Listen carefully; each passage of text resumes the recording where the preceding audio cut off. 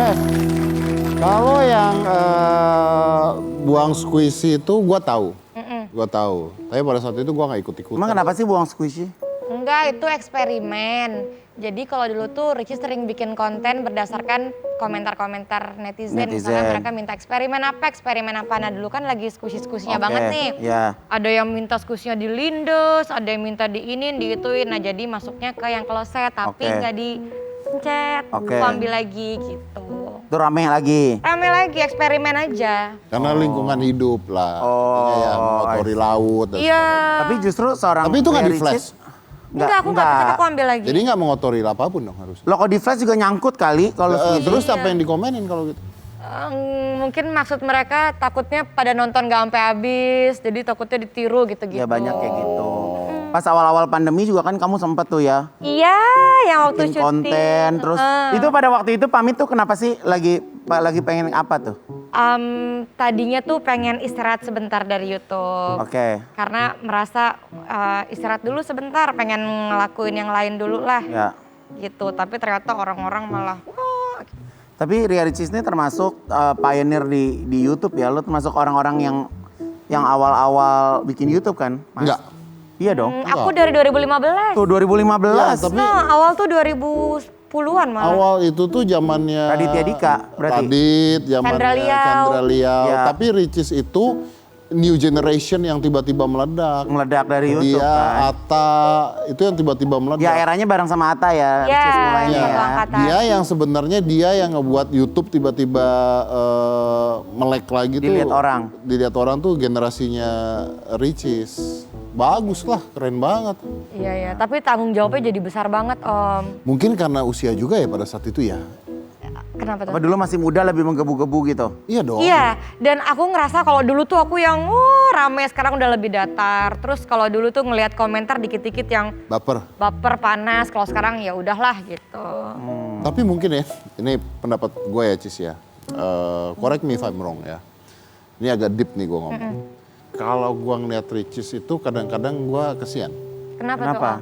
Kesiannya gini, karena Ricis itu hidup di dunia era digital.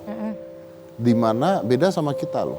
Kita itu ngadepin orang, manusia di awal-awal. Ricis itu menghadapi digital.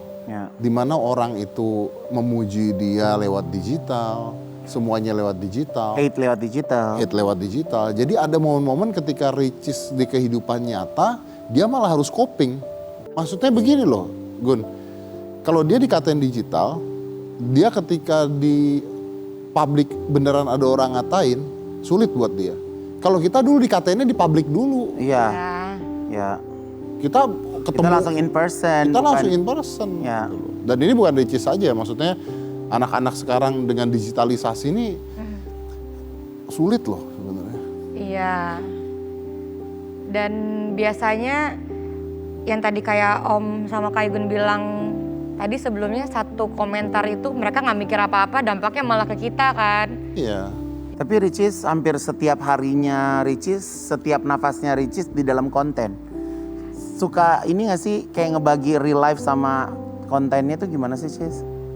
Aku di konten sama di balik layar beda sih Kak. Misalnya kalau di layar tuh aku yang rame banget. Kalau kamera udah mati aku udah istirahat, aku diam. Sebenarnya lo pendiam?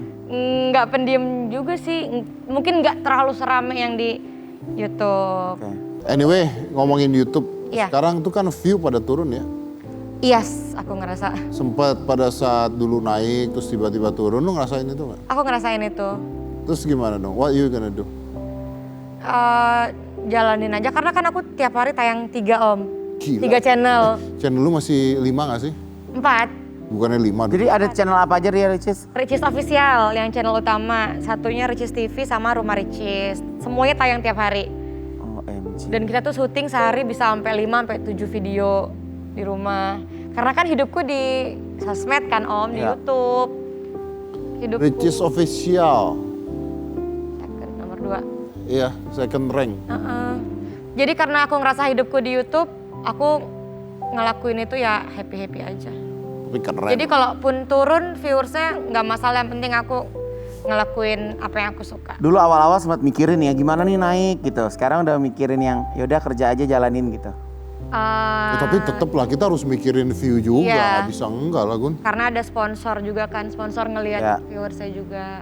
Tapi biar gimana pun sampai detik ini ya tetap aja Atta, Ricis, King of YouTube, Queen of YouTube. Iya dong. Wow, amin.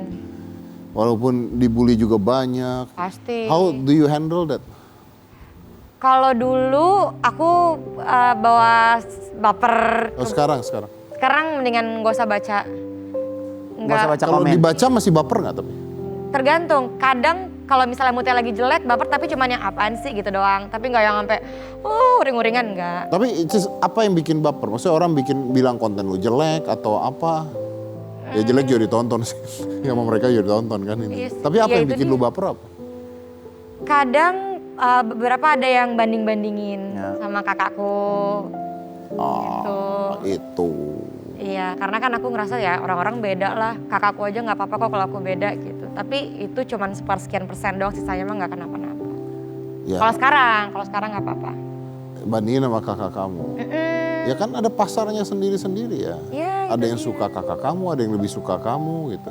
Itu dia. Tapi Saya tuh bingung loh, gini loh, ketika Orang kita tuh suka membandingkan deh. Iya, tapi begini loh, ketika Anda membandingkan Ria Ricis dengan kakaknya, sekarang saya tanya gitu.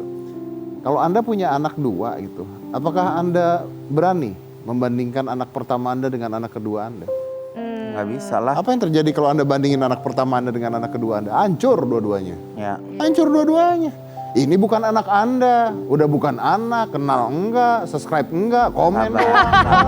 sabar Pak. Sabar. Kok jadi bapak yang marah? Iya, saya juga kadang-kadang Oh, bikin. angel. Tapi kali ini ntar kita balik lagi, dia harus jujur. Abang, jangan kemana-mana ya bang. Tetap di OTD, obrolan of the day.